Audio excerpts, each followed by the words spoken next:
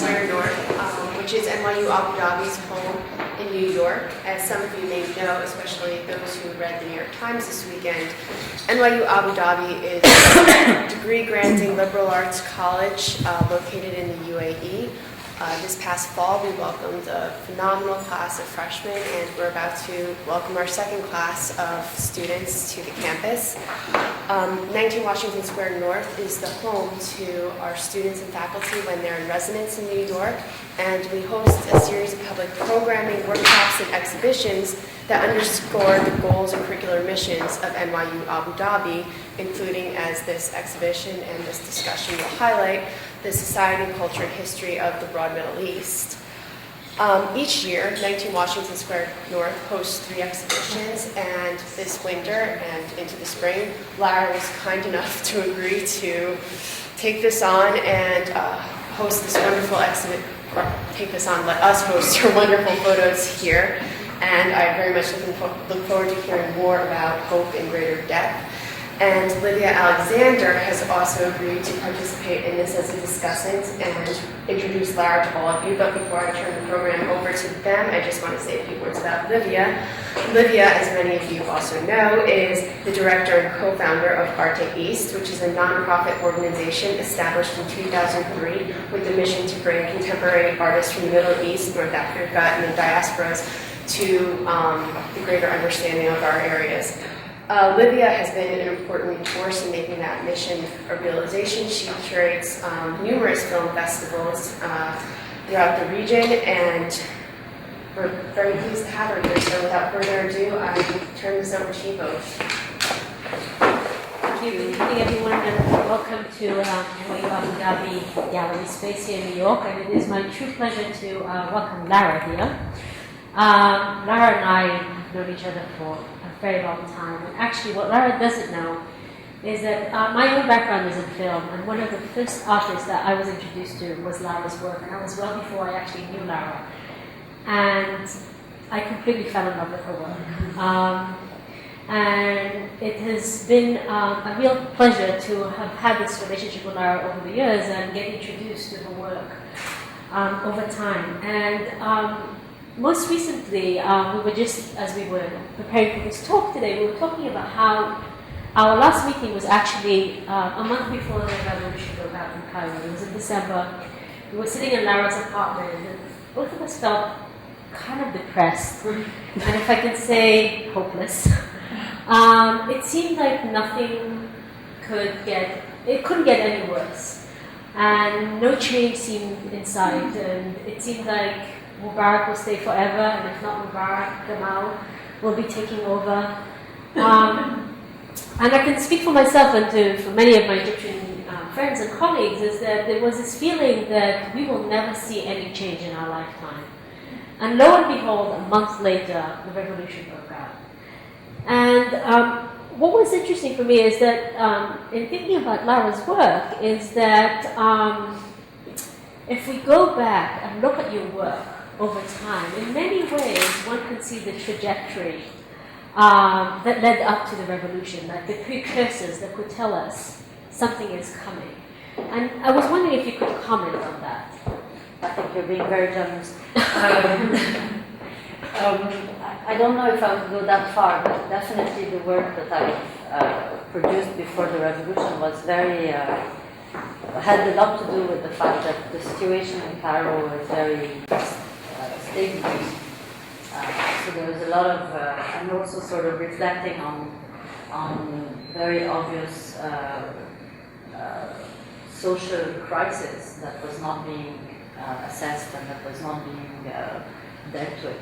So whether this was announcing a revolution, I wouldn't go that far, but I think it's interesting to see that without really, I mean, of course, one is aware of how a society is has huge contradictions and is kind of cornered in a situation that seems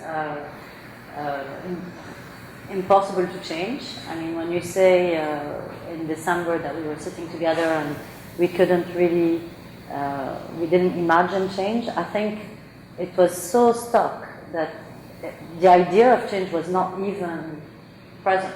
I mean, this is how stuck it was. And there was not even a sense of this is actually an option. So this was quite amazing that, that the few weeks that followed created what we've all seen on television, I suppose. But the works that I think were, when I look back at my work now, I think there's a couple of works that were, without me really being aware of it, in a funny way, kind of, what would be the term? Kind of, would almost, how can I say? No, like a kind of premonition or a sense of something. And so I have one work in mind, which you know very well, Sarah, because you're in it. You're in that work. So it's a big collage of kind of fantasy land that is about jungle, paradise, waterfalls, and with the two lines of the Asr Nil Bridge in Cairo that kind of give into this landscape. And in a funny way, looking back at this work today, I mean, Tahrir Square is just behind Asr Nil. And so when you cross the bridge, you enter Tahrir, and it's depicting a heavenly kind of space with a lot of freedom and also a lot of contradictions. And in a funny way, it could be a portrait of the revolution today. So I mean, in that sense, it's nice to look back at the work.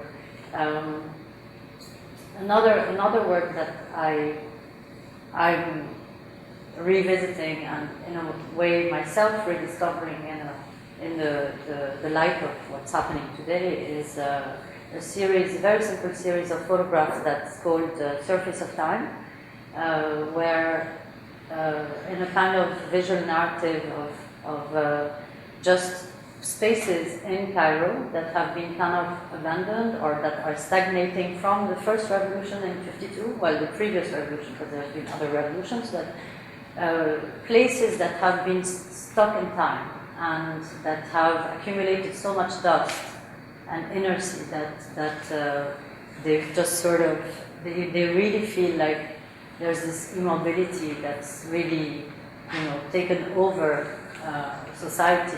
And the actual last image of that series is a metallic portrait panel that's in the Sinai, on one of the roads in Sinai, and it's a big portrait of Mubarak, and it's rusted. And he's got this big black glasses, and the whole picture is sort of, half of the picture is disappearing with the rust.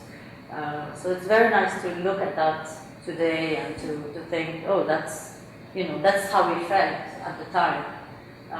Whether there's going to be a revolution, I mean, definitely something was going to happen. I mean, it's been 3 years that whoever I've been speaking to and however, and seeing how people feel, and how been feeling has, there's no way this could have stayed like this. So we just got to a point of, it was obvious that something was going to explode. So absolutely.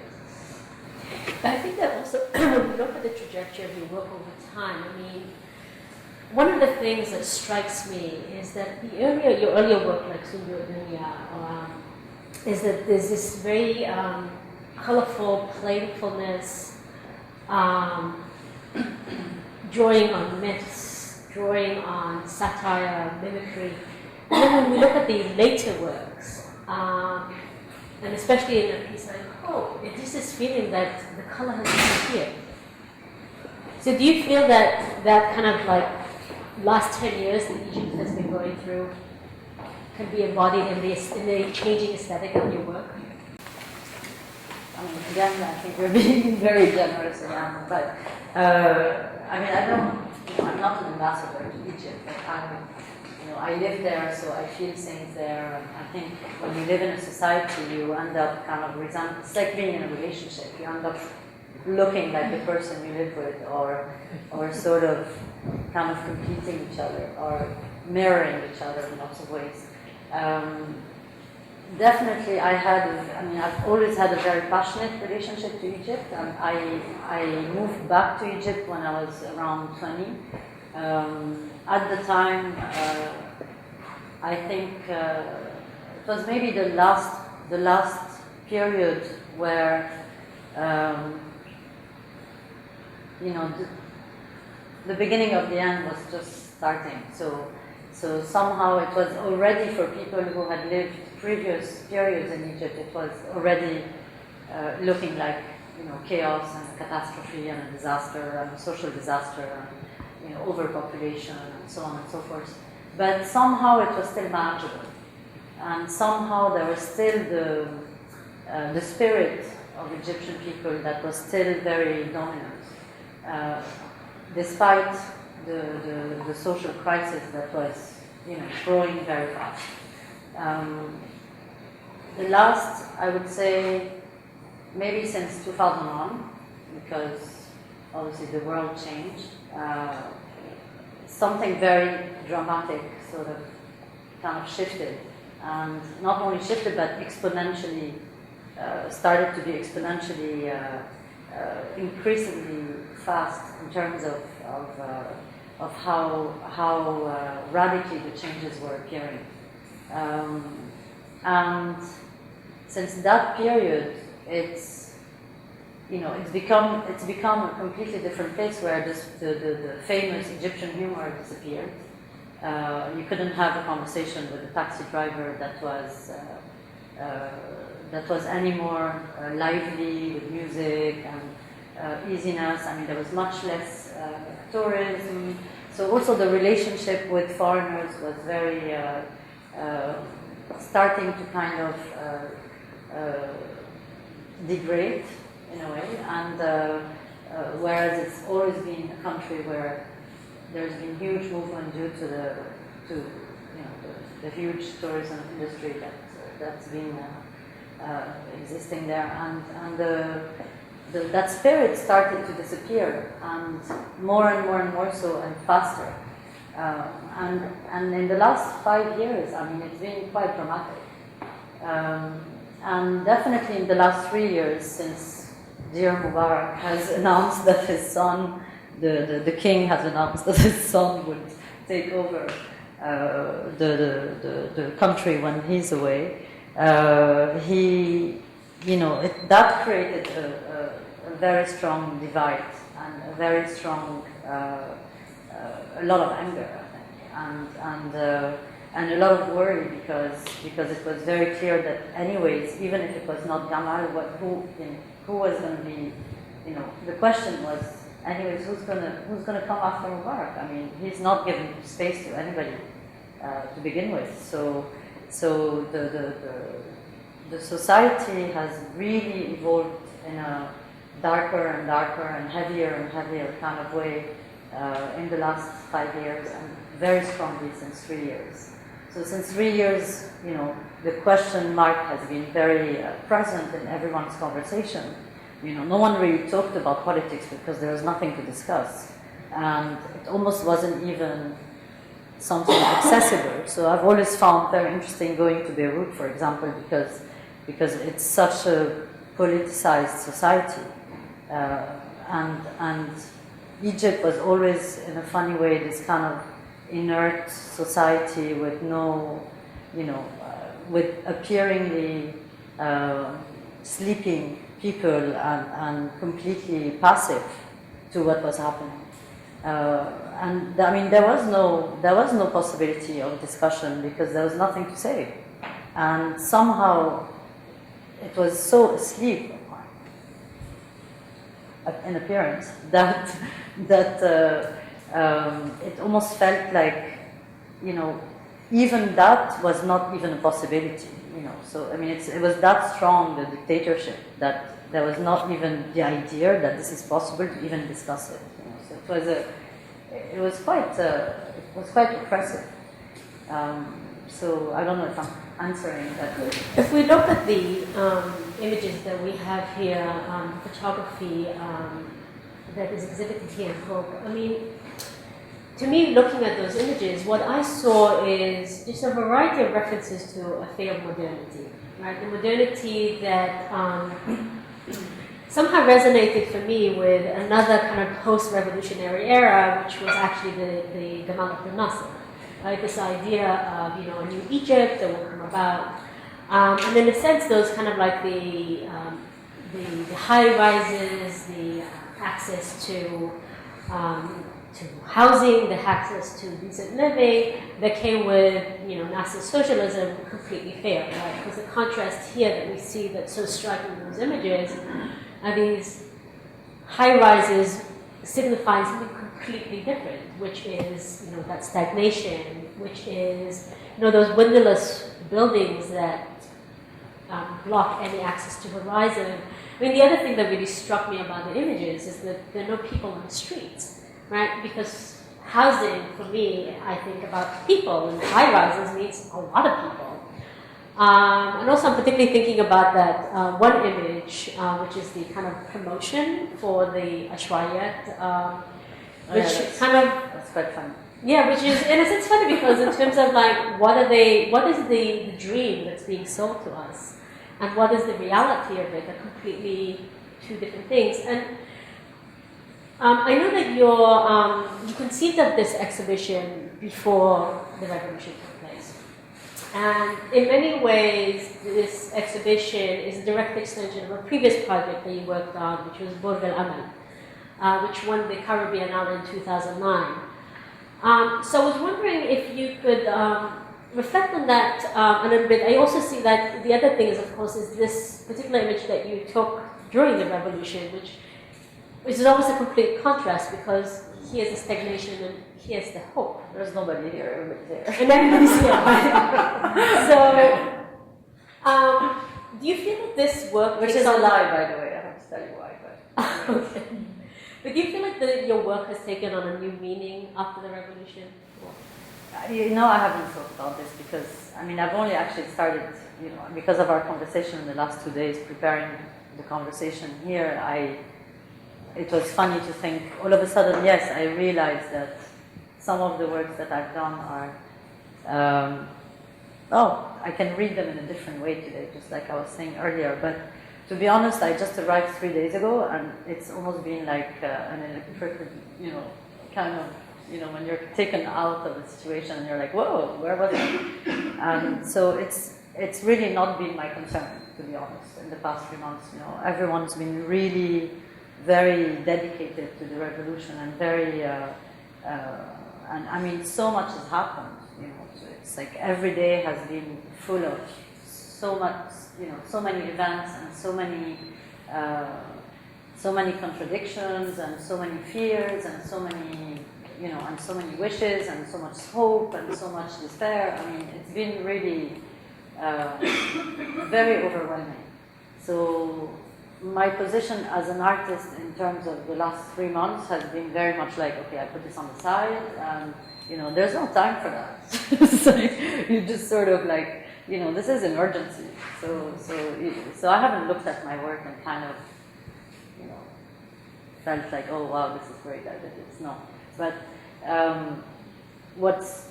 what I wanted to do by showing, you know, kind of icon, you know, an icon of the revolution, which is this image of thousands of people gathered together in the square, versus the Ashwayat, which is the name for this red city, these suburbs, was also a kind of before and after situation, but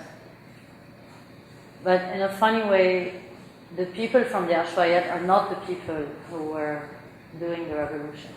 So I think most of the people in the Ashwayat and in Egypt, about maybe 30% of the population doesn't have an ID card, or so is not really able to circulate easily. And in that period, if you didn't have an ID card, I mean, you were very quickly arrested, or later, when the Tahrir was actually really owned by the people, you had to show your ID card to go in.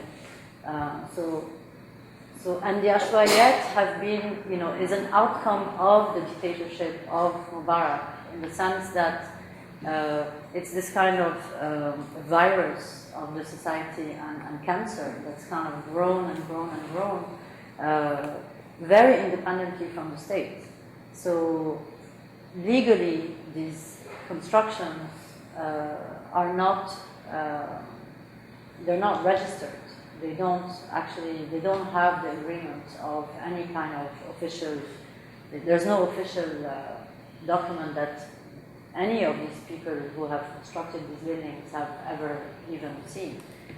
So it's all about how you go around a legal system and do something anyways, and find ways to kind of contourner, to go, to bypass, So how these ashwayat have actually developed is very much independently from the state.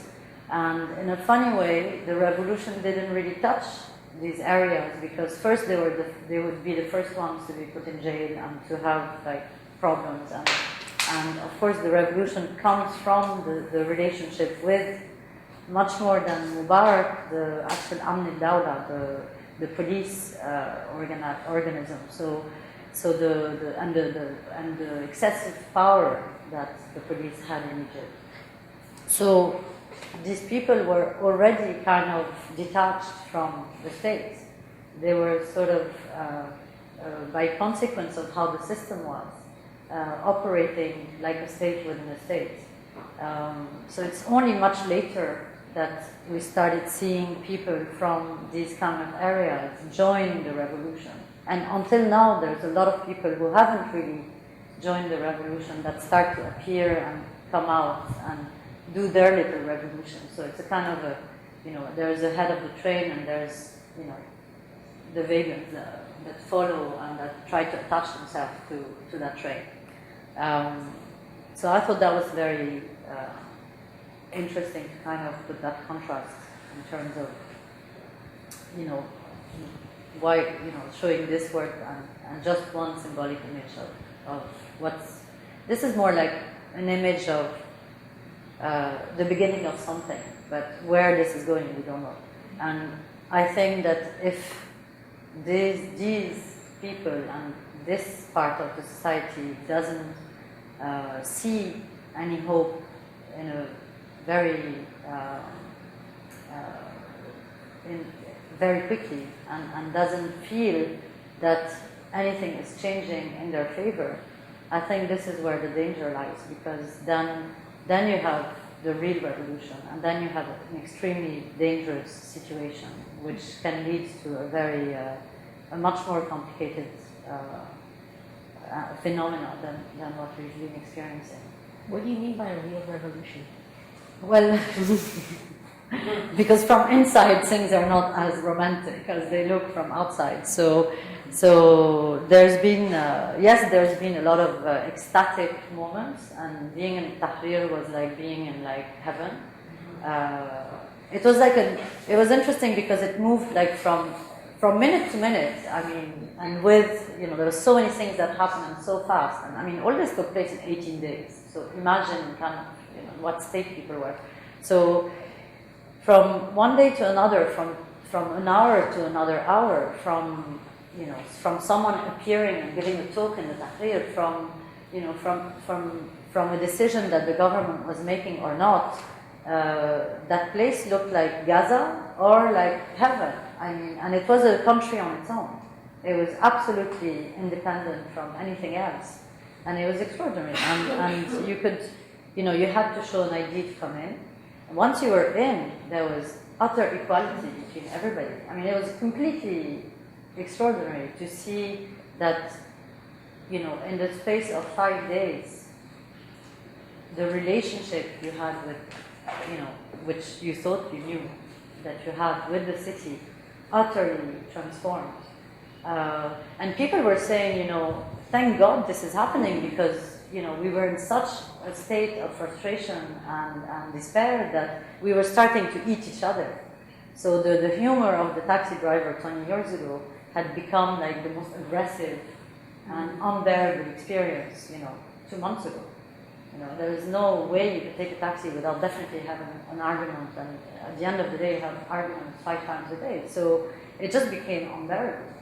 And the way people, discussed that and felt that and could breathe well before Tahrir was extraordinary. But I lost my thought. I don't know where we started. But The real revolution. yeah. The real revolution. So yes, there was this extraordinary passage of making Mubarak step down, and then after making Mubarak step down, get rid of the Ministry of Interior, get rid of Ahmed Dawla, and all of this was fantastic. But then there's the takeover of the army. And as you were saying earlier, before we started this conversation, some things didn't move fast enough. And it's a very, very fragile moment, because it has to go very, very fast, and sometimes you feel it's going too fast. So some things were going too fast, but some essential things were not going fast enough. So some things that were like, for example, the referendum on the constitution, this was far too quick that it was set up and organized, and it was completely like, it was taken in a momentum that people didn't have any distance on anything, and not just didn't have any distance, but had no time to prepare and to try and communicate what really this was about. So the number of absurdities that we heard about how people voted and why was crazy, because you have a situation that is very serious and can become very problematic, and is already problematic, but can lead to much bigger problems than in a way before the revolution, which is the level of literacy of people in Egypt. And you cannot educate people in 3 months, let alone in 1 month. So people went to vote without knowing what they were voting for, and they were just told to vote yes, no. I mean, they had no idea what they were voting for. So some people thought they were just voting for the possibility that the constitution would be changed. They didn't realize they were actually voting for certain articles in the constitution being changed already. So they thought they were voting for that in 6 months, when we have elections, that actually we have a new constitution, etc., etc. So it was these, it's not as romantic as it looks, and the position of the army today is very unclear. I mean, and it's been unclear since day one, and it's this funny kind of like, we're with you, but we're not, but we are, but we're not, but then you get like, torture and people arrested, and military tribunals, and a lot of abuse. So in terms of human rights, we're far from a revolution having really succeeded. So the real revolution would be when there is real change and the possibility of establishing a society that starts having respect for the human being. And we were very far from that, because, I mean, it's very, I think it's extraordinary what happened, and it should happen everywhere. But and really, I encourage everybody to go out. But no, I mean, it should, because this is, there's a fundamental problem everywhere, and actually the problems in Egypt are very similar to a lot of apparently better, healthier societies. We're less healthy than other societies, and nevertheless, I don't see any healthy society anywhere. But at the same time, the problem is not to get rid of, of the tip of the iceberg. It's to actually go down and to see that 30 years of a system that themselves follow God knows how many years of similar systems cannot be completely changed overnight. So either you create utter chaos and you just go for every single person at every single level of the government and of established power. Or you get rid of Mubarak, and yes, it's great, but this is only the beginning of a huge road. And the number of the corruption, when you live in a corrupt society, there is no other way than being corrupt yourself. So none of us in Egypt is not corrupt. I mean, you cannot be in a society that is corrupt and behave in a proper kind of way, because you have to deal with the system in a way that makes it that obliges you to do whatever, even going to do your driver license or parking your car, or very simple acts that should be kind of straightforward and have a kind of clear procedure. All these procedures are only possible if you go by the corrupt system. So to change that is not just getting rid of Mubarak. It's another 10, 20 years of education, of having the right to educate, of having the right for NGOs to do the work they have to do. I mean, NGOs don't even know about each other. I mean, that's one huge problem. And so all these problems that were created by the system now have to be actually dealt with. Do you feel that as an artist in Egypt today, artists have a role to play in creating that change? I think everybody has a role to play, but... Or the artists have a particular tool that otherwise is unavailable? Or a role to play that otherwise other people cannot carry out? I'm sure. I don't think artists have a role in terms of, like making work is not doing politics. But making an artwork is not the same action as directly doing politics, but or social work or whatever else. But of course, it's a tool. And I think the tool of art has to be, is anyways kind of independent of. I mean, the whole thing about art is that it's kind of being a bit marginal. You can be very active and very involved and participate, of course. Nevertheless, there's always this distance. So there's a position that the artist has that is always starts with observing or feeling something that is taking place and then reflecting on it, and eventually having a vision of it that kind of pinpoints something that's either problematic or gives a direction or helps light a way or whatever, depending on the artist and so on. So I think the role of the artist doesn't really change, whether there's a revolution, a war, or a very kind of peaceful momentum taking place in a society. But right now, at this stage in Egypt, I feel that the art that is taking place and there's been extraordinary outbursts of creativity is an activist kind of art. So it's not art that is something that will prevail during, over time, or give a vision of tomorrow necessarily. It's an act that is consumed in the instant, and that is also ephemeral on a certain level. So, for example, in Tahrir there was, all kinds of creative energies that,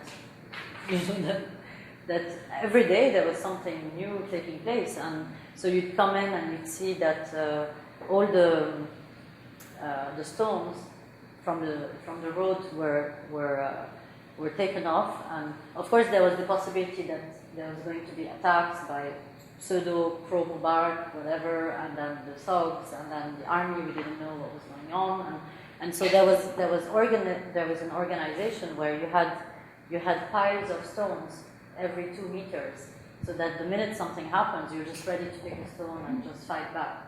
But these stones were also used because there was helicopters from the army constantly flying over Tahrir, and also like F-16, like hello. I'm on the balcony with a friend in Lebanon. I'm like, I can't believe it. This is like, there's F-16 now flying over our heads. I mean, it was absurd. And they were just sending like, okay, we're gonna scare you. And so these helicopters going over Tahrir, well, everybody everybody was reacting in lots of different ways. And so these kids, they took stones and wrote on the floor with the stones in every language, get out. And so the helicopters could read from above in every language, like irhal, like get out. So there was all this, it was magical. So I mean, the art at the moment is very much in the moment. I mean, what's extraordinary also about this last 3 months and what was exhausting and a gift in the same way is that you have no more time to worry about tomorrow, and you have no memory about what happened yesterday. I mean, you have no time for that. There is no tomorrow, there is no yesterday. You've got to be like here and now and just get on with it and react very fast. Unless you're completely oblivious and like, but I don't know these people. But generally speaking, it's a moment where the emergency of the situation is much bigger than the need or the possibility of creating art. I think art needs, maybe I'm talking too generally. I mean, again, I'm talking about myself because that's what I know. But, I have a very slow process. For me, making something today would be completely absurd because it's far too soon. And also, it's not the priority. It's not, we in a way we're in a survival time because this is either failing or it's succeeding. And we're not going to know this in 2 months. We're going to know this in 10 years, 15 years, or maybe 5 years. But we'll know very quickly in September when the elections take place, where we're kind of headed. But I think there's a lot of creative things to do that can contribute to making this revolution succeed. So it's a shift in how the energies are being channeled. Yeah, I mean, I think that one of the most striking things for at least us sitting from far away and watching a revolution as it unfolds on television and Facebook is that this revolution has had a very particular visual face to it, and a very particular kind of a culture that has emerged as a result. And, we talked about how, media or how war is mediatized has changed so much since the first Gulf War, where we would sit in front of a television and we would see these aerial bombings from afar, all we could see is the aerial shot and the bomb that falls. And this kind of vision from top down. And then when we talk about the Egyptian revolution, just a kind of a visual map that starts from the bottom up. The citizen journalism, the people out on the streets with cameras, YouTube, Facebook. I mean, there's this flood of images. And it's almost becoming an archive for a future. I think the first Gulf War was interesting because what was important at the time was that what was really a big shift from whatever had happened before was that it was the first time that such a that a war was actually being shown live. And in a funny way, it was live, but all you saw was a black screen with sometimes just a little spot of night vision. Exactly. Nevertheless, it was live, and there was no internet, no mobiles. All of this communication system didn't exist yet, but it was it wasn't just reported from later. It was strange because it was live, yet there was nothing. So this marked a very big new chapter in terms of the relationship between images and politics and geographies being time and geography being completely reinvented, because there was not this décalage anymore.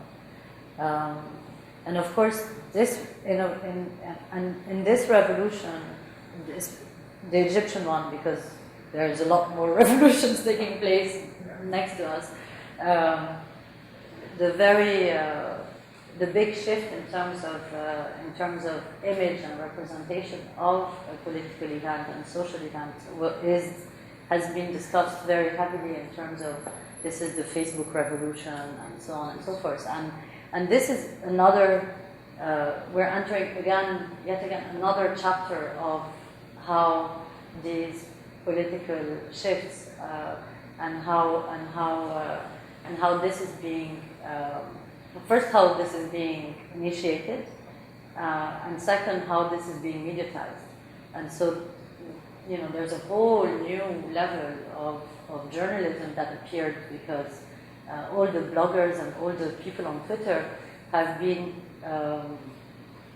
claiming that what they do is actually journalism anyway, and it's a new form of journalism. That's one thing. The fact that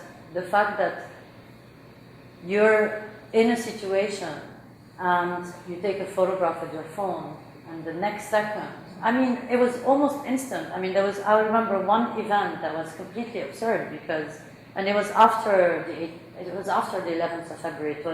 It was when Mubarak stepped down, and the weeks that followed when the population started to go after the police stations, and so to bring down Al-Madawla. And also there was a lot of revenge taking place, so it was not very nice, it was pretty ugly. And there was one area of Cairo, Maadi, where, trying to remember the details. Basically there was a confrontation between, it was horrible. There was a minibus driver that got into a fight with a policeman, and the policeman shot him.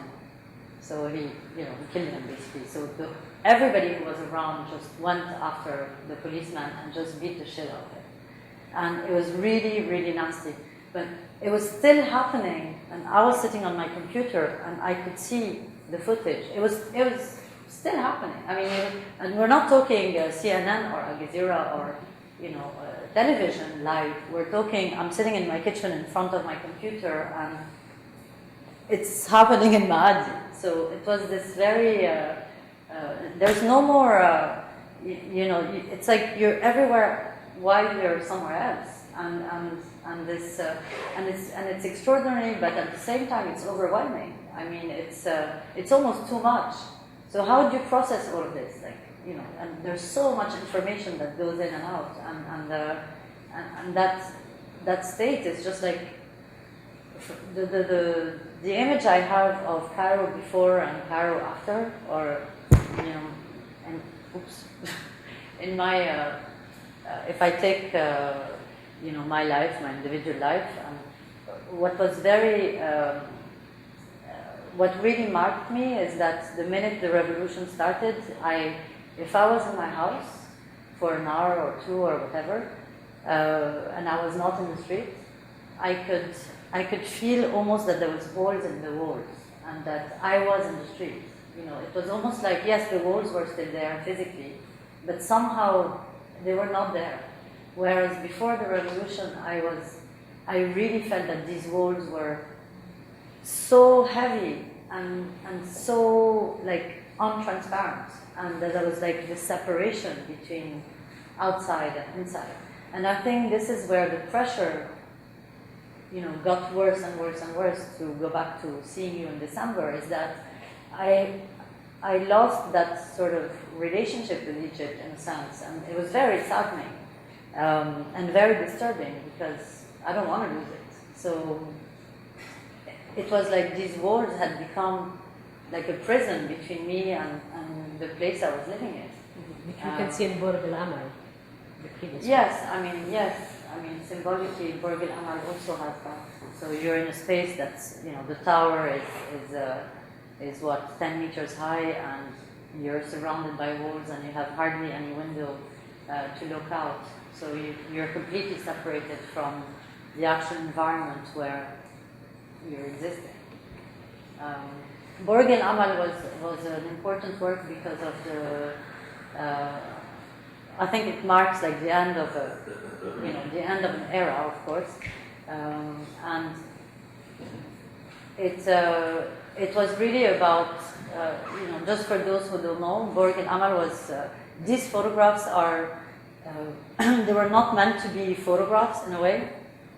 They were meant to be. They were taken because I was documenting the architectural patterns of these areas of Cairo and studying these informal constructions, as they call them politely. But of course, once I found myself, and this is why there's not that many people in the images, because it was more a study of how I was going to build this tower. So I went in those areas to study how, the sort of patterns that, that exist in this area, and the repetition, and etc. And once I sort of gathered this, I made a collage of all these different elements that I saw into the tower, and constructed this tower in the garden of the Opera House of Cairo, which is where the Biennale of Cairo takes place. And it's a government space, and it's a military base. To be invited at the Cairo Biennale in itself was already an achievement, because I've been working 20 years in Egypt, and I've never really been considered as Egyptian because I'm Lebanese originally, I'm Christian, I'm a woman, I mean, whatever. So already in itself it was like, wow, something's changing. Okay, fine. So what do I do? Because, I have either the choice to do another work that's going to be in a gallery, or I have the choice to say, wait a second, I'm showing in a government space, let's have fun. So, why did we have fun? Let's have fun. So the tower was it was actually a really big risk. I mean, I had no idea what people, how they were going to react to what I was doing, because the censorship and the relationship to these areas, and the whole censorship, and the whole you were in a system where you had no idea when and why and how you would be arrested or or not. So it was kind of like we're still in a situation like this because we're still under emergency law, so we still don't have a real revolution to go back to. We need a real revolution. So we're still under emergency law. So the tower was the space that contained a symphony, which was written for the project, and I think during the normal time of the exhibition you can hear the symphony. It's a donkey symphony. Donkeys and Ashwayet, which is the red city, are both very, very pejorative, negative aspects of Egyptian society. And they've kind of, it's like these beautiful things that after years of oppression become the symbol of the most ugly part of the society. The part that no one wants to look at. And definitely nobody looks at as something that has potential beauty in it. And so to build this tower in this space was, I was taking risk of God knows what. And it's very interesting to look at this now because it was saying, it was for the first time putting in the face of, in the middle of what represents the government and in the highest, the most expensive piece of real estate in Cairo, a construction that represents the virus of the fucking system. And so you have this confrontation that took place.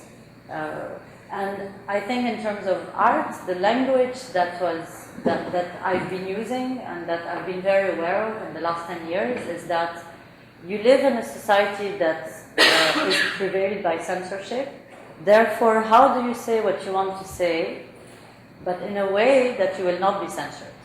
So maybe what's going to be interesting tomorrow is, now that, entre guillemets, because it's not even sure, you have the freedom of saying what you didn't have the freedom to say before, then what do you say and how do you say it?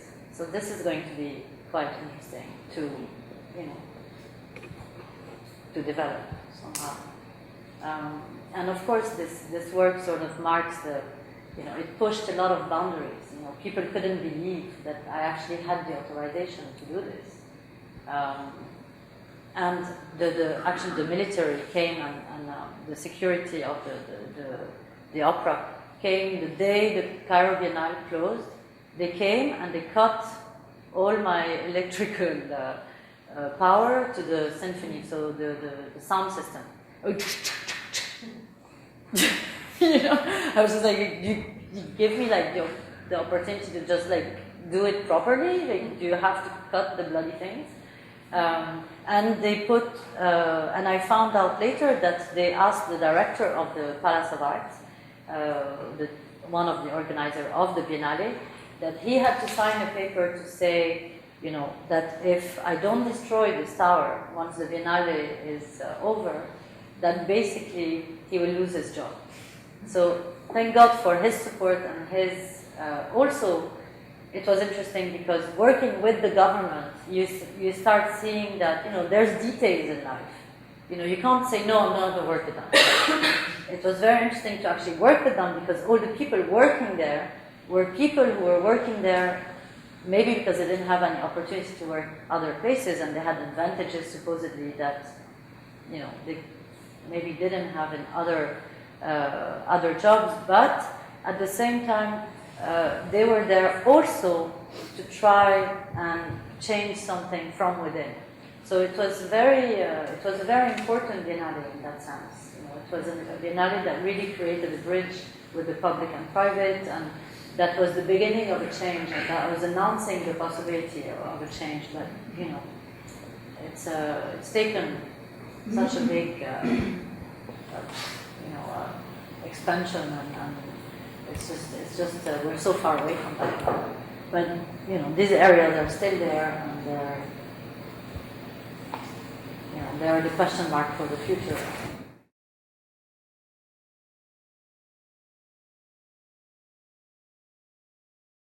I'm very astonished. It's funny that you don't see your work as political. I didn't say that. You were not. That's not what I said. Because you were kind of, defending. Since the whole Amal, the whole social Amal, this exhibition are so extremely political. No, yes. Very, this work is my most overtly political one, yes. But I think Tao is even stronger, considering the context, yes. Considering the symphony, considering the cry of despair of those donkeys. It's so extreme that, and now that I think of it, because I hadn't realized myself, on CNN, the lions were being cleaned. There was this beautiful scene of the whole, Midan, cleaning up the Midan, and then suddenly I see the lions being washed, and I just realized now that the only reason I was so emotionally touched by the lions being washed is because they're in your picture that's in the middle of my living room. Lions. Yes, I've been living in front of those lions for years. I love those lions. For years, and they were being cleaned, and the lions have like a whole history, the biography of the lions being cleaned. I remember my mother crying because they did I don't know what to the lions, and they cleaned the lions, and they repainted the lions, and they damaged the lions, and after Nasser. Yeah. And so I really think that you're very connected.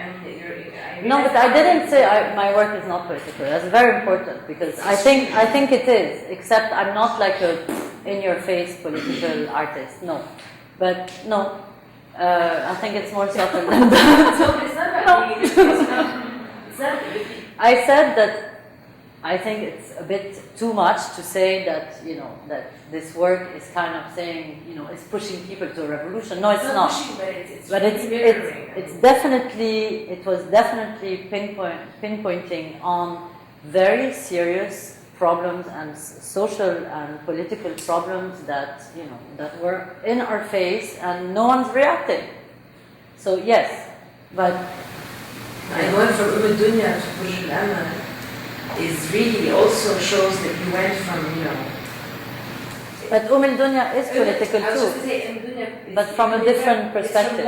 It's from Lara perspective. No, it's not. It's more from the perspective of the West onto Egypt and how the West was portraying the desert and how photography was developed with the discovery of the desert and of the region, including Egypt and archaeological sites and so on, and how this idea of the desert and how, of course, Orientalism. And so Dunya is just saying, we're going from Orientalism, well, let's turn this around. And so this is completely like making fun of that representation of Egypt as this beautiful postcard. So it is political in that sense, but of course in a La La Land way. Yes. But life is tragic, Sarah. But at the same time, you talk about the contrast between, like, in your artist statement, between the beauty of the pyramids and the NYUAD. So that idea of your Orientalism in terms of how the West is also related to Egypt is very much entrenched in that kind of beautiful visual image of Egypt. Yeah, I mean the cliché, for sure. I Yeah. have a question. Yeah, I think Reem, I'm sorry, proceed. Because I know your work quite well, but I just wanted to say that further, like analyzing that, I think there's a lot of very important connections to say about your work. I mean, Burj Al is from the very title of it is like the Tower of Hope, and let's work on that, like just in terms of the initial kind of title. But I think a lot of your work, if I might say, actually takes on this idea of the paradox of, if you want, first of all, you take the popular. You constantly take the popular. You investigate the popular. Well, my right? name, I can't. Exactly. But I think that's the very interesting thing, because you always take the popular, but you turn it to the individual and the very personal. And from that, creating an impetus, this is my interpretation, an impetus of what is the potential of that popular? What is that potential of that individual? Where's the voice of that, and where's the hope? And I think that is the ultimate kind of connection. You investigate all of these layers, from the dunya to the multiple layers, to the mythology, to deconstructing them. Yeah, I mean, in a funny way, I'm like most people in Egypt. I'm illiterate. I've had a very strong blockage in relearning Arabic when I moved back to the Arab world. I won't tell you my personal story, but nevertheless, it's been something that's been very difficult for me to break through. No, you should tell a personal story. Well, I mean, okay, like to be very, very, to do it very quickly. I mean, in brief, I experienced very strong racism when I was a kid, and I moved from Lebanon to Egypt to Paris. Very strong, to the point that I went back home. I said to my mother, "I don't want to hear about Arabic. I don't want to take Arabic classes outside of school. That's it." How And old were you? I was 8. And I didn't speak Arabic at home because my parents were sort of French educated, and we didn't really speak Arabic at home, no. My mother has a French accent when she speaks Arabic, but we were not like this typical family that spoke Arabic. So I gradually completely forgot Arabic, and I also shut down. And then, and also I had a very strong, very charismatic father, and he didn't talk to me for 8 months when I moved back to Egypt, because he thought, it took him all his life to take us out of the shit, and I went back to it. It's true. he experienced being, in a way, thrown out of Egypt in spite of himself, and being and having to leave Egypt in the most complicated circumstances, not going back for 10 years until the political situation could allow it. And that's during the 52 revolution. So when I went back to Egypt, I almost felt like I don't deserve to speak Arabic, or I don't deserve to read Arabic. So actually, every time I took classes, it's just like, it was painful. It was really painful. And I loved it, and I could tell it was somewhere, stored in, my memory, but it was a real, struggle. When I tell you something happened in the revolution, it's my revolution. Is that it was very organic, the way things happened during the last 3 months. Is that you go down to the streets and you bump into someone you know, or you bump into people you don't know, and you make all these connections with all these people, and it's extraordinary. So everything's open, and there's this flow of communication and so on. And I bump into someone that I've known forever, but I have no idea really who she is, because she's, these people that you see all your life, but you don't really have a close relationship with. And it happened that, every time I went somewhere, I bumped into her. So we ended up spending a lot of time and reflecting a lot on what was happening, and documenting together and participating together and so on. And she realized that I had an incredible relationship to the street and to people, and that I was very visual. But she realized I couldn't read. And it was painful for me to be in Tahrir, because I was constantly having to catch up with what actually was what was the demands and what was going on, and and so it was like I would go home and do my homework, and kind of try to do what the hell is going on, and she said, no, you cannot stay like this. And she came to my house, and she's a performance artist. And she performs a lot with her voice too. She has a very, very kind of present voice. And it was very fun. I mean, it was an afternoon, 3 hours, drink tea, eat cookies, I don't know what. And I had a blackboard in my studio, and she just danced the letters. She danced, but being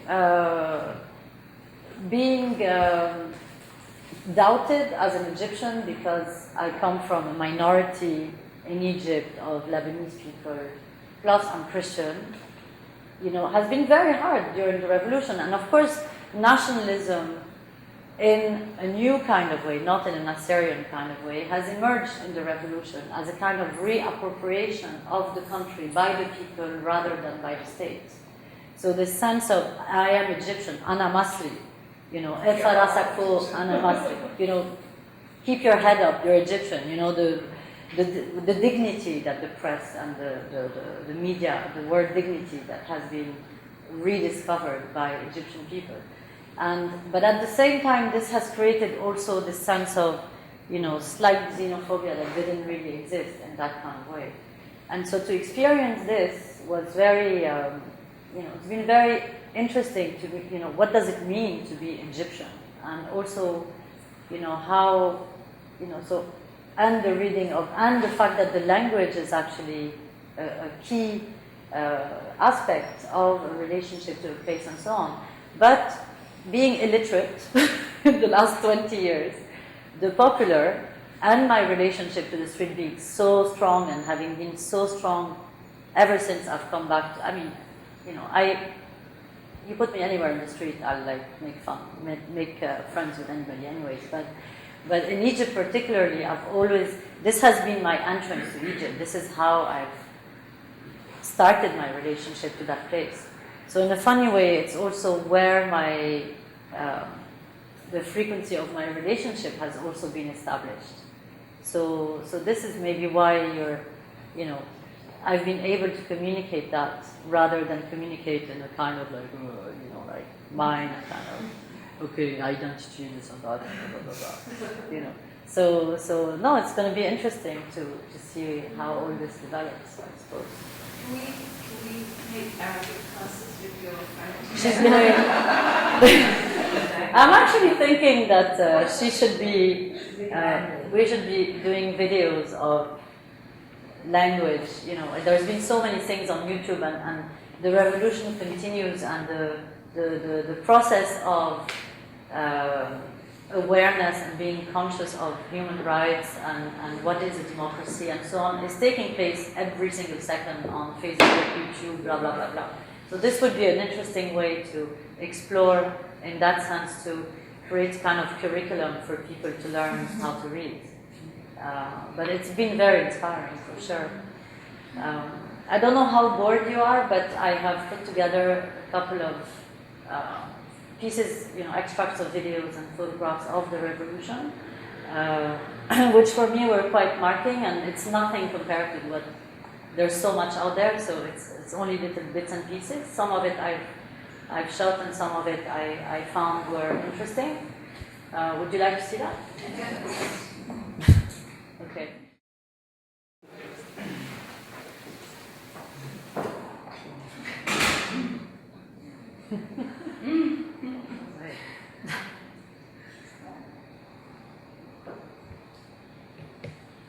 So I wasn't sure how much people have actually followed and how much information has, you know, being inside you get very, very flooded with information. Being outside you need to select between Syria, Libya, the tsunami, and your favorite series on television. So this was a very important, and someone was talking to me the other day about the fact that it was weird, this whole Facebook revolution, and I don't know what, and that he was kind of doubting what it actually meant, and was it true or not, or whatever it meant.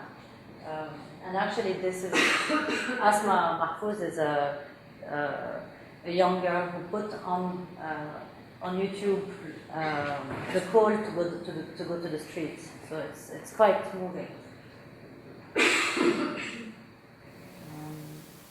أربعة مصريين وأربعة نفسهم من الذل ومن الجوع ومن الفقر ومن البهدلة اللي شايفينها بقالهم 30 سنة.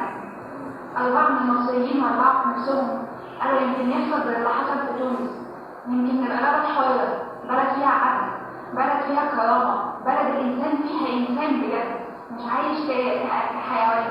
النهارده واحد منهم مات وأعلن موته. بقيت كل الناس واقفة بتقول لا حول ولا قوة إلا بالله، ده مات كافر، ده مات عايز شهرة. يا جماعة حرام عليكم. أنا نزلت وكتبت إن أنا بنت وهنزل ميدان التحرير وهقف لوحدي، هرفع يافطة يمكن الناس تحس، وكتبت رقم يمكن الناس تنزل. محدش نزل إلا 3 شباب، محدش نزل إلا 3 شباب و3 عربيات أمن مركزي، وكان الباقي جاي في السكة، وعشرات من البلطجية وظباط، وكانوا جايين بمنتهى الرعب. فضلوا يتكلموا معانا، بعدونا عن الناس يمكن بقسوة شوية، بس أول لما انفرضوا بينا قعدوا يقولوا لنا حرام عليكم، كفاية، إحنا منكم، إحنا من الشعب، الناس اللي ماتوا دول عندهم حالة نفسية، حالة نفسية حرام بقى، كفاية، اللي بيحصل ده كفاية، كل الجرايد وكل حاجة تبع الحكومة، أي حد بيموت من البهدلة والقرف اللي إحنا عايشين فيه يتقال إن هو مات كده عشان عنده الخلل ولا مشكلة نفسية يروح عند مجلس الشعب. أنا بس بصور لكم فيديو عشان أقول لكم رسالة واحدة، عايزين ننزل يوم 25 لو لسه عندنا كرامة ولسه عايزين نعيش كإنسان وكبني آدمين في البلد دي، لازم ننزل يوم 25. هننزل نطالب بحقنا كبني آدمين، مش هقول لكم حقنا كسياسيين ولا عايزين ولا أهل الشعب ولا رئيس ولا أي زفت من الكلام ده كله، عايزين حقنا، مش عايزين أي حاجة تانية. الحكومة دي كلها بقت بايظة، رئيس فاسد والدنيا بايظة، أمن دولة بايظ. الناس دي خافوا ما خافوش من الموت وخافوا من أمن الدولة، خافوا من الفساد. تخيل انتوا برضه انتوا كده هتموتوا نفسكم ولا انتوا مش دارين؟ انا هنزل يوم 25 من دلوقتي لحد 25 هنزل اوزع بيان على كل واحد في الشارع، ومش هولع في نفسي. لو الحكومه عايزه تولع هي تيجي تولع، وكل واحد في البلد دي شايف نفسه راجل يبقى ينزل. ما كل واحد في البلد دي بيقول البنات اللي بتنزل مظاهره تتبهدل وما يصحش ان هي تنزل وحرام، يخلي عنده نخوه ورجوله وينزل يوم 25. كل واحد بيقول العدد هيبقى نازل قليل ومفيش حاجه هتحصل، عايز اقول له انت السبب في اللي احنا فيه. ايوه انت السبب، وانت مدان زيك زي الرئيس، زي اي فاسد، زي اي ضابط بيضربنا وبيبهدلنا، انت السبب. نزولك معانا هيفرق، ومش بيفرق حاجه بسيطه، لا بيفرق كتير. كلامك مع جيرانك ومع صحابك ومع زمايلك ومع اهلك، وانك تشجعهم ان هم ينزلوا، حتى لو ينزلوا في منطقه مش في ميدان التحرير ولا وسط الرسول ولا في اي حته، بس تنزلوا تسجلوا موقف وتقولوا احنا بني ادمين، ده بيفرق. وقعدك في بيتك بتتفرج او تشوف على الفيسبوك وتطلع على اخبار، ده بيبهدلنا احنا، بيبهدلنا انا. لو انت عندك كرامه وانت انسان وراجل في البلد دي، يبقى تنزل تحميني وتحمي اي بنت تانيه. لو فضلت قاعد في البيت تبقى تستحق كل اللي بيجرى، ومش انت لوحدك. انت هتبقى مدان، هتبقى مسؤول، وانت اللي عليك ذنب كبير قوي، ذنب البلد دي وذنب كل واحد عايش فيها. انت هتبقى شايل مسؤوليه كل واحد نزل الشارع عشان يطالب بحقه واللي قاعد في البيت. انزل البيت، ابعت مسجات لاصحابك، اكتب على النت في كل حته، وعي. انت عارف الدايره بتاعتك عمارتك لوحدها واصحابك وقرايبك، بس قول لهم انزل معايا. نزلهم 5 ولا 10، لو كل واحد فينا نزل 5 و10 ونزل بيهم من ميدان التحرير او ميدان الرسول او في اي حته عشوائيه حتى، ويتكلم الناس ويقول لهم بقى كفايه، بدل ما نولع في نفسنا تعالوا نتكلم ونسجل موقف، ده هيفرق وهيفرق كتير قوي. اوعى تقول مفيش امل. طول ما انت بتقول مفيش امل هيبقى مفيش امل. طول ما انت بتنزل وتسجل موقف هيبقى فيه امل. اوعى تخاف من الحكومه، خاف من ربنا. ربنا بيقول ان الله لا يغير ما بنفسك حتى بقوم حتى يغيروا ما بانفسهم. ليه؟ ما مش عشان ان انت تبقى كويس وقاعد في حالك وماشي جنب البيت، الحيطه هتقع عليك وهتقع علينا كلنا. انزل وطالب بحقك وبحقي وبحق اهلك وبحقنا كلنا. انا نازله من 25 وهقول للفساد لا والنظام لا. She's incredible, huh?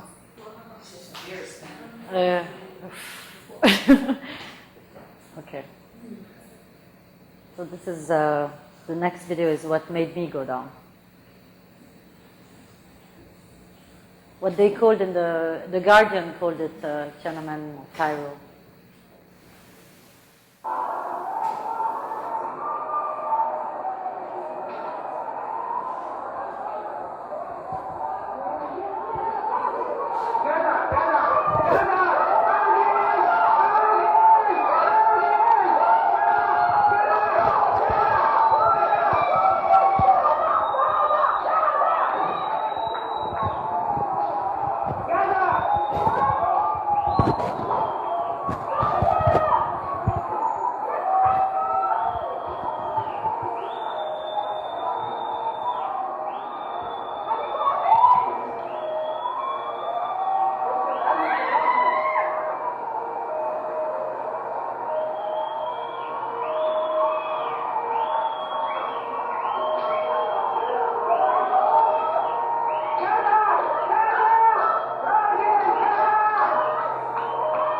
Screaming that he's very courageous, you're a man.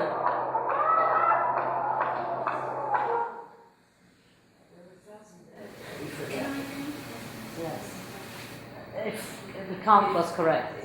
This is from your window? No, this is not me who filmed this. This is the footage that came out after the 25th, on the 25th. And it was so intense. I was crying. I was like, oh, I can't believe this is happening. So when the call sort of became like really national on the 28th, and this was like, we knew that the police was multiplied by 20 since the 25th, so it was going to be war for sure. So I went down on the 28th. After seeing this, I was like, because I've been in demonstrations in Cairo before, and really I was not really interested in getting beaten up and going down on the 25th, and I didn't really know that all this was going on. So I just thought it's going to be another one of these where you have 600 policemen and 20 people demonstrating, and everybody ends up in jail and beaten up. Khalas. But hey, this is exactly, that's wrong. So this is a song that was filmed on the 28th of January in the demonstration, which is the refrain of the song is the people demand the removal of the regime. It's an extract, a small short.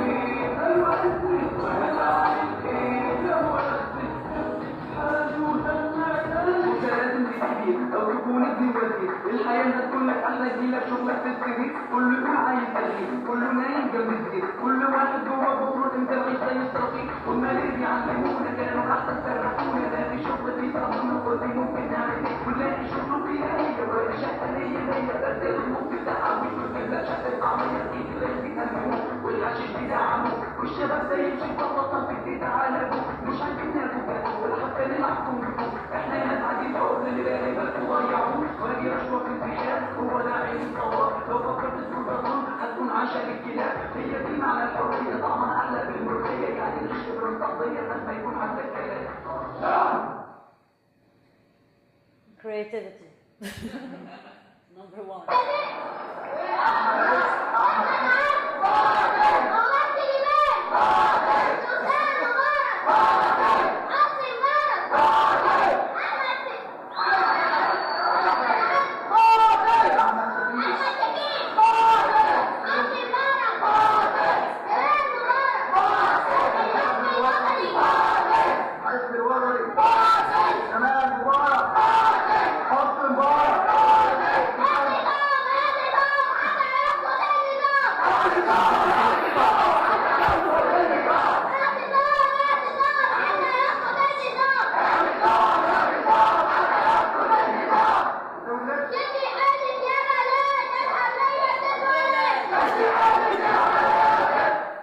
He's saying, "Shaddi halak," like, come out of my country, the freedom is being born. You know, like, get a grip, because freedom is being born. It's unbelievable. I mean, there's so many complications in what's going to happen next, but I think the big hope is that, you know, it is a country that has 60% of the population below 30 years old. So these kids, you know, we don't, you know, they're already there. So we might not see it, but they, you know, they're there. And I don't think they're going to forget that. We cannot. So this is the new language. On CNN, you had tweets commenting the image. The images, can you imagine? You were talking about, you know, Yeah. literally, like his tweets were it's crazy. I mean, and without any editing, exactly. You know, he could have said whatever he wanted. He had the revolution commented by whatever. It's crazy. No, the technology that I've discovered in this revolution of all the different ways of bypassing censorship and the firewall on internet, and what was actually used by all the people tweeting during the first 2-3 weeks was extraordinary. I mean, there's like a whole world out there. And the next image is I think it's extraordinary. It's art again, but in spite of itself. I'm not sure what you see, because I see like a kind of solarized image, but this is the map of all the people who were tweeting during the revolution. And the bigger the circle, the more influential the tweet was. And then, I don't know if you see it, but there's all these lines that show how the information traveled from one person to another. And then the language, of course, which is, I think, what does it say? English. Yeah, the blue is English, and then the red is Arabic. It's quite amazing, isn't it? The what? Purple is they're tweeting in both languages. Or maybe writing I'm not sure how this image works. I mean, the bigger the image, the bigger the network. You see, this is René, right? This is why René. Zenobia was very important, the big, large blue circle. Then you have Sun Monkey. I mean, you have like a... It's not very sports. Very hard to see. You send a tweet and then there's an answer, so that creates volume. And I suppose it sort of locates how the messages travel from one mobile phone to another, from one Twitter to another, and how then it goes on and on and on and on, and so it circulates. So you have thousands. I'm sorry, the quality is not good because it's actually a high resolution image, and it has thousands of these very thin lines that, I mean, it's fantastic to blow it up because the bigger you blow it, then the more like, information you actually get. Do you put it Yes, up? You have it, put it up. I had to.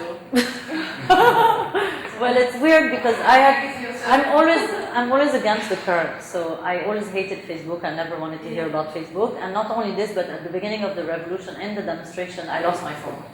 So the internet was cut, the phones were cut, and internet was cut for 5 days, and I was disconnected. Like, okay, no phone, no internet, and then everything was closed and shut down in the city for minimum 10 days, the first 10 days. So I couldn't even go and buy a new phone. So I actually went to a very popular area, and the taxi driver like got to his friend and got me a little ship for a new number. And so I had a number that I gave like my mother and like 3 people that were like going to call me 20 times a day to make sure I was still alive. But other than this, I had no time to like, you know, so I didn't call anyone, and I was not at all doing it this way. But the minute the city sort of started to more or less function, I actually thought Twitter was quite fun. So I got on Twitter, and then I got later on Facebook. I like it. But, you get, yeah, it's important actually. Right now, I mean, until now, you need to know. I've been constantly. It's like you learn every 2 seconds. There's new information. You've got to know what's happening. But does that depend on which networks you're connected to? Because my feeling that sort of things is there's so much information, but how do you actually... Well, this was an interesting one because when this appeared on the net, then it was like, you know, you start also seeing that, oh, okay, obviously this is a very, you know, big activist, so you need to follow that. So, but other than this, I mean, before that, you know, what you do is, I mean, in my case, because I don't know really what subjects exist in the Twitter global world. But in terms of the revolution, you immediately, you know, you do dash Egypt, and that's it. You get all these names of all these people, and we start seeing who's saying interesting things and who's really getting to the point. And then you do At-Tahrir, and you know, I mean, it was a joke a bit, the slide before, but you had like, you know, you could write a whole book like this. You know, I think it's very exciting. You know, like the whole chronological history of the revolution could be written through the subject that were the priority at that point. So the facade is the corruption, Al Jazeera is of course the news. Michael Nabil is a Christian blogger that got arrested and took for 3 years jail by the army like 3 weeks ago. So this was like a big scandal. And he didn't get a lawyer for his defense, and you know, so you follow, like, you know, and the more you do it actually, and the more it starts being much more. It's like a language, you know. The more you read, and the more the more subtleties you start to pick up. So no, I find Twitter the best way to get directly to the information rather than have to read like 1,000 sayings and then get to what's going on, or even watch TV or the news on TV. Quick question related to that. In a way that Twitter and Facebook are kind of teaching this, you know, the majority of the young population in Egypt right now, what are different changes, I guess, that you would want to see in like the proper education within schools or universities or colleges, kind of on that level? Do you see them on that level? You mean using technology in schools, or maybe not? Maybe like, do you see? Or how does the education system? How does that compare for you? I mean, what are, like, you're seeing these changes here on Twitter and Facebook, but what are the changes that you'd want to see on the formal educational level to kind of meet that same kind of necessity that Twitter and Facebook are, clearly attracting? I mean, you'd have to change the system radically. It's been very interesting because I live on top of 3 schools. Not on top, but like I live on the 6th floor of a building, and I'm surrounded by 3 schools. And 20 years ago, when I was a child and I moved from Lebanon to Egypt, I was sent to an Egyptian school for 2 months. And it was a trauma. I was traumatized. And so you arrive at 7 a.m. and you have to Biladi, Biladi, you have to sing the national anthem. And of course I spoke Lebanese, I didn't speak Egyptian, and I had no idea what was going on. And I hated it. I hated it to the point that it didn't take 2 months for my mother to put me somewhere else.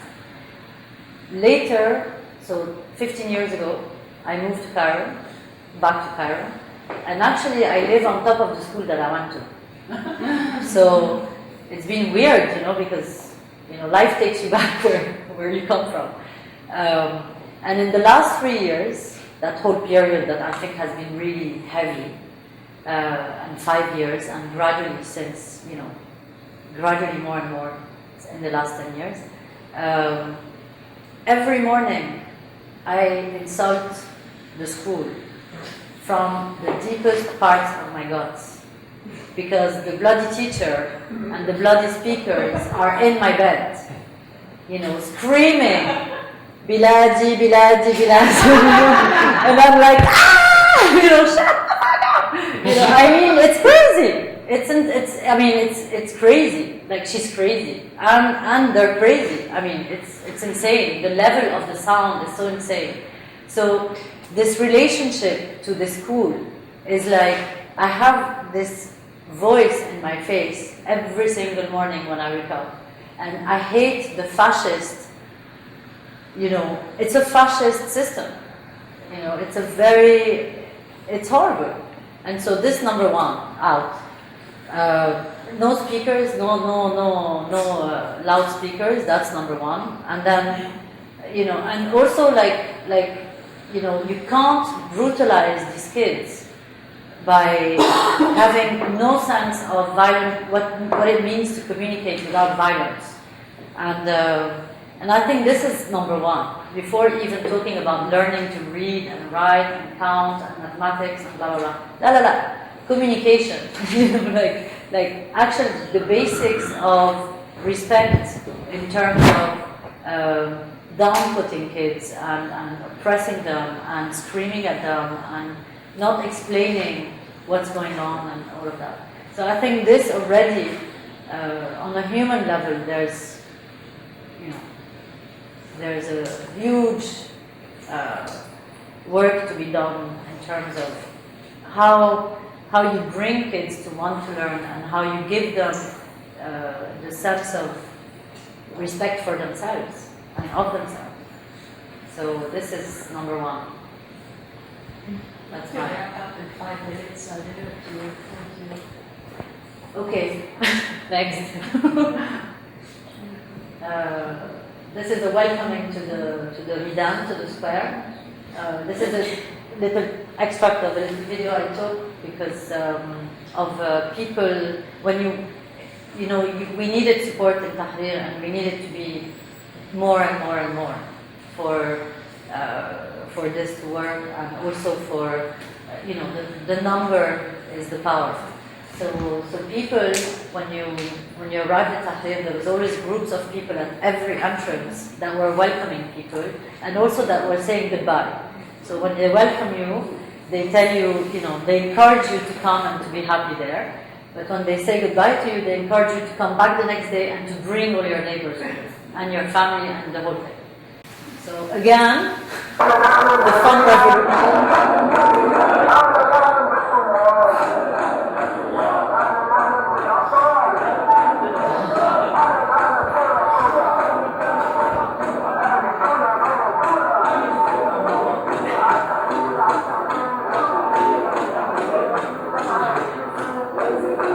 C'est pas facile. I mean,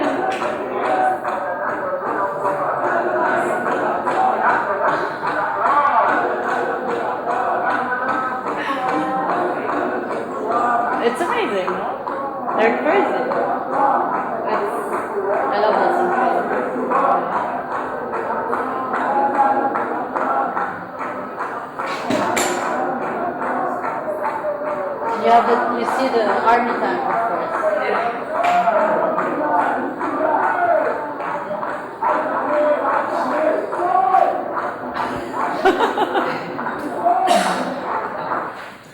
Wow. The Tahrir. This is how the Tahrir was organized. Pharmacy, bloggers, newspapers. Kentucky Fried Chicken was the biggest joke of the whole revolution. You didn't hear about this? Because the national TV was telling the nice population of Egypt that was scared and staying at home in front of television, terrorized to go down, that basically these people were paid and they were given Kentucky Fried Chicken for free. Yeah. And so it became like this big joke about, come and eat Kentucky. People would like welcome you and say, you want some ketchup? So people were walking around with these little ketchup bags. Hilarious. La la la. It was so fun. There was a hairdresser. There was two couples that got married in Tahrir. Amazing. The rubbish, of course, the bloggers, the doctors. There was a clinic and a kind of hospital for people who got hurt. There was toilets. The toilets. It was like Mubarak, like. I mean, no. I mean, it was unbelievable. Newspaper, like there was a special place like to get all the news, so you had like people updating you with exactly what was going on. Kindergarten. Yeah, it's fantastic, and because the kids were, participating.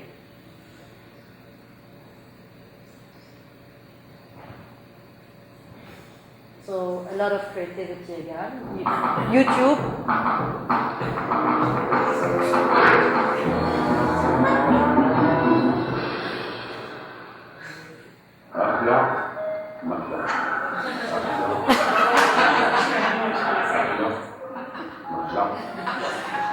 مش معقول والله يا فندم اصلح ايه ولا ايه يحصل اما اقوم دلوقتي اطلب بالشعب جايز ربنا يهديهم. ايها الشعب الكريم لقد تابعت الماتش قصد التظاهرات ولقد رغبتوني قوي. ايه العنف ده؟ ما تخلونا حبايب بقى مع بعض. هنصلح هنجيب السباك والنجار ونشطب الحكومه دول وكل حاجه هتبقى بالسليم مفيش مشكله ان شاء الله. انا حضرت دايما في الخدمه ولو مش عاوزيني انا عاوزكم. If you don't want me, I want you. ايه رايكم؟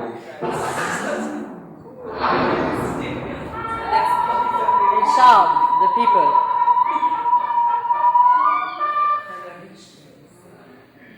They have like a whole series of it.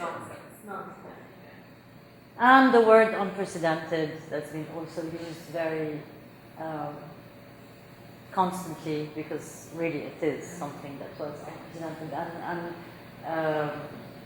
Nawal Saudawi was in the Tahrir. You might have seen her on TV, but I just thought she sums it all up. The ruling party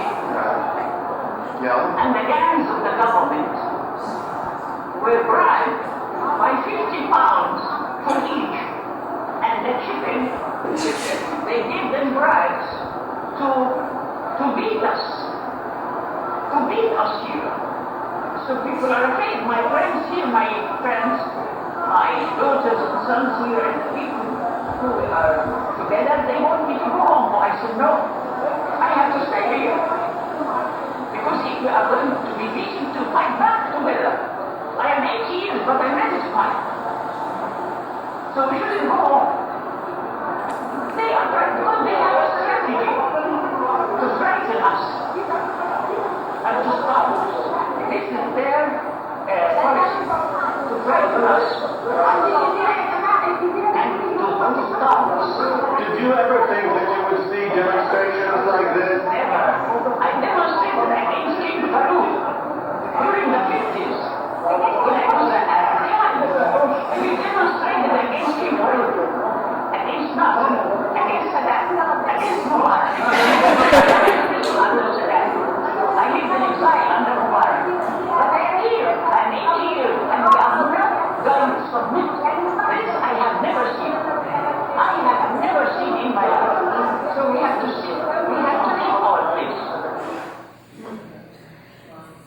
Fantastic, she's fantastic. So this is the when Mubarak stepped down, and this is the keep your head up, you're Egyptian was one of the songs of the celebration day. So this is what the song says, basically. Oh no, it's the next one. It doesn't.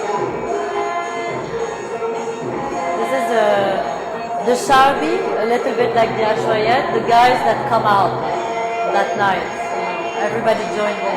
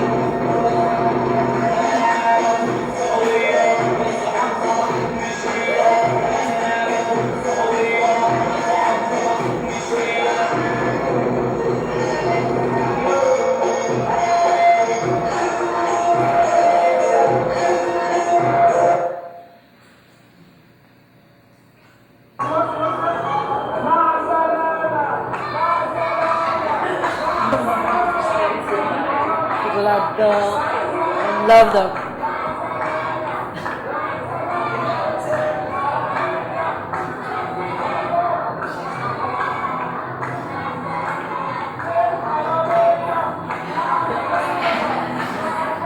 What was that? This is civic education.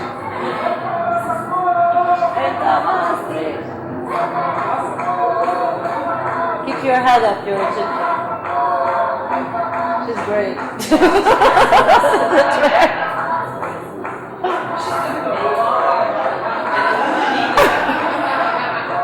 love it. What a night. My God. Where in the world can there be 500,000 people, if not more, circulating without a centimeter between each other? With no drugs, no alcohol, and and respect between each other. Like, where in the world would it happen without big drama? It's crazy. What did you say? I'm saying the Tahrir contained about 500,000, and then on that day there was like constant going in and out. So. Definitely more, yes, but not at once. Muzzat al-Facebook in Arabic, it means, it's a very Egyptian expression. Muzza is the what do you call that part of the meat we were talking about? You know the shank. The what? Shank. It's the part of the lamb that's like supposed to be really, that melts in your mouth. Okay, so mozza is that. Tenderloin, whatever, you got the idea. Is what? Okay, yes.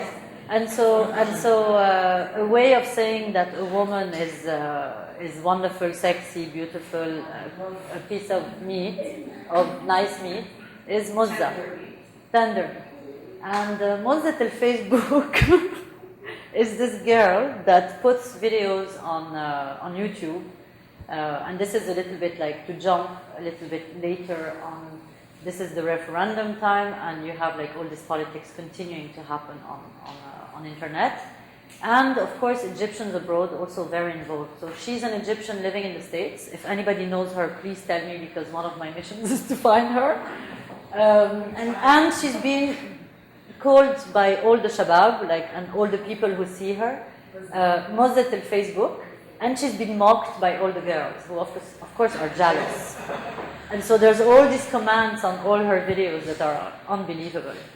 And so she has these dialogues with people because they either make fun of her or they find her fabulous. And so she responds by video and she does politics on YouTube.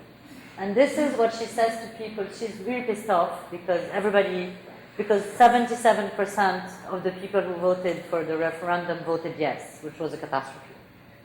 We won't get into why, but you know why. So كل this is واحد case. قال ان هو عايز الدستور يقعد.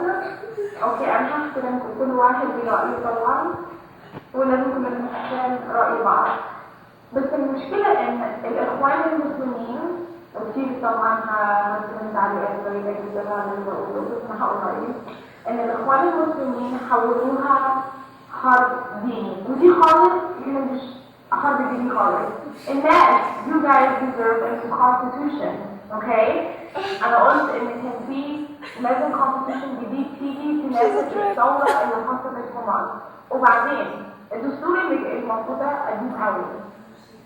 كتير منكم قولوا يس مش بتفكروا اصلا. اوكي be open Okay. a little.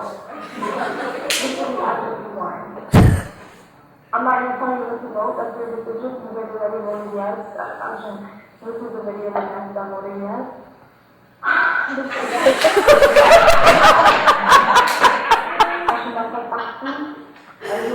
She's fabulous. She's hilarious. You have to see like all of her. She's a trip. Casey. مزة الفيسبوك. Wake up, it's not about religion at all. Anyway, I can have another clue. And then I think of the things that go your own mind, because it's your own mind to think with. Okay?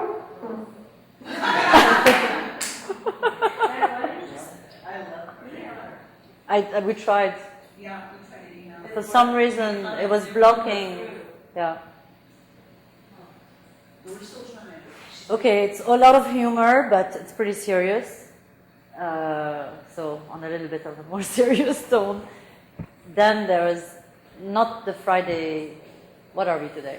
Tuesday. So not last Friday, but the Friday before. You probably all heard that there was a huge attack by the army on the Tahrir because some of the officers of the army deserted the army and hid with the demonstrators all day.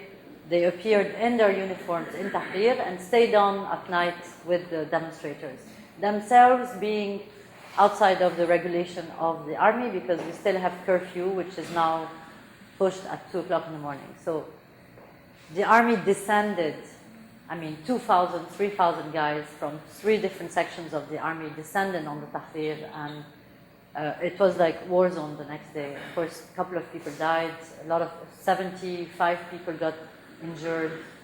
It was pretty dramatic. So this is what it looked like in the morning.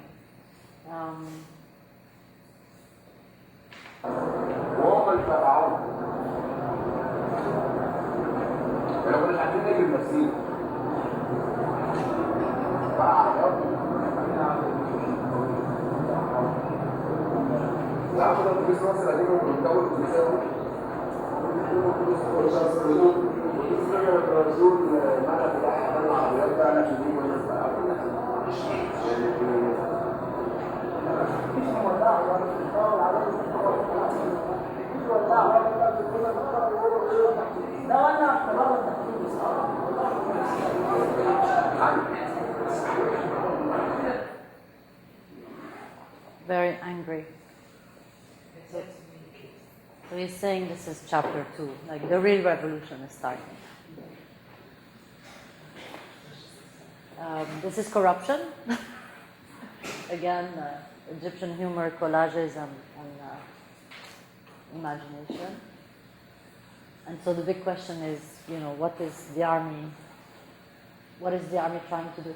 And this is just before I left on Saturday. This was Friday. The army had just brought gardeners and put grass all over the central space of the Tahrir. So this is fresh grass, and they put all these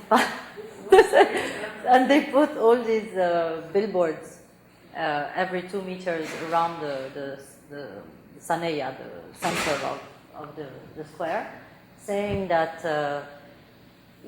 during the whole Tahrir period and the first 18 days when everyone was bringing Mubarak down, the way to stay strong was to continue to push the army to remain with the people. So the big slogan that was constantly screamed, and the way to make, when the army first arrived, the way to receive them was immediately to kind of take the army as in hostage and say, the people and the army is one hand. So this was like very, very strong slogan. And so they've taken that slogan and they've put it on this, on these billboards as a kind of like, okay, we have this, you don't trust us anymore. However, we're re-emphasizing the fact that what we say, who knows what really is going on behind the walls, but what we say to the public is we are with the revolution. And we are with the revolutionaries. So I wanted to put that image as a symbolic sort of state of where we are. Voila, that's it.